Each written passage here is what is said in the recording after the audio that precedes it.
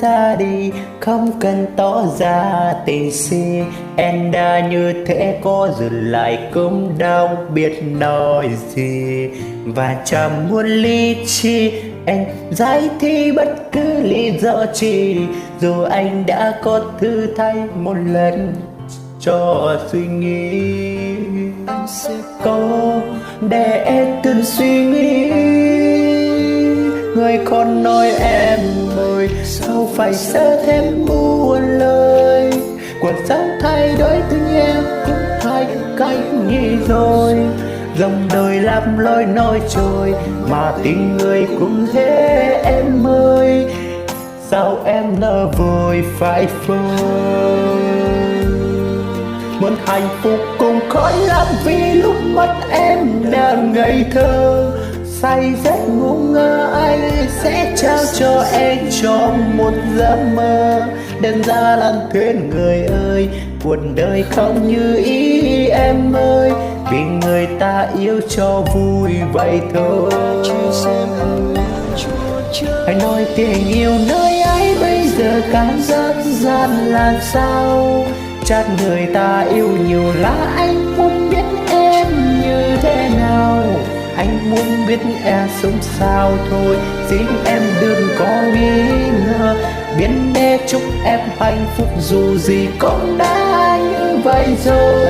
Hay là chẳng phải như thế, còn thử thách anh phải không? Em nói ra đi, hãy nói không phải muốn gian gì thật lòng. Thử thách anh dành cho em, hãy thử thách anh dành cho anh. Mong điều đó là sự thật để bao yêu thương kia quay về.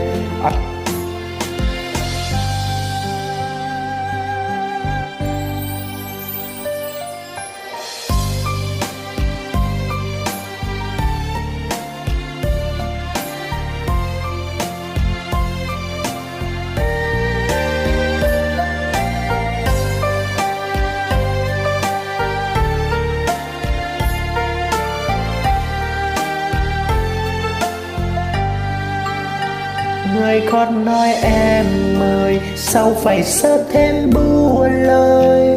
Cuộc sống thay đổi tự nhiên cũng thay cách nhìn rồi. Dòng đời làm lối nơi trôi, mà tình người cũng thế em ơi, vì người ta yêu cho vui vậy thôi. Hãy nói tình yêu nơi ấy bây giờ cảm giác ra làm sao.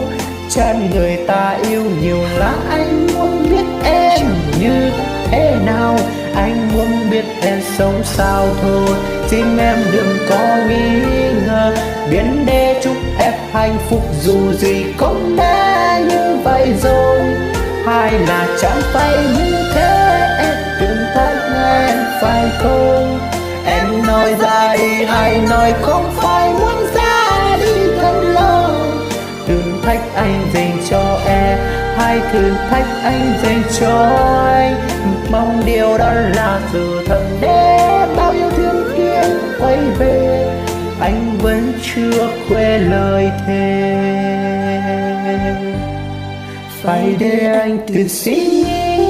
Anh không cần nói ra là gì, yêu nhau xa nhau là thế. Nhưng đừng nói em quên lời thề, buông tay đâu phải là chia tay. Hãy cho hết những tồn tại, vẫn có đây đều là một cảm giác yêu thương trở lại. Chẳng phải như thế, em tìm thấy lời phải không? Em nói ra đi, hãy nói không phải muốn ra đi thật lòng. Thử thách anh dành cho em, hãy thử thách anh dành cho anh. Mong điều đó là sự thật để bao yêu thương kia quay về. Anh vẫn chưa quên lời thề.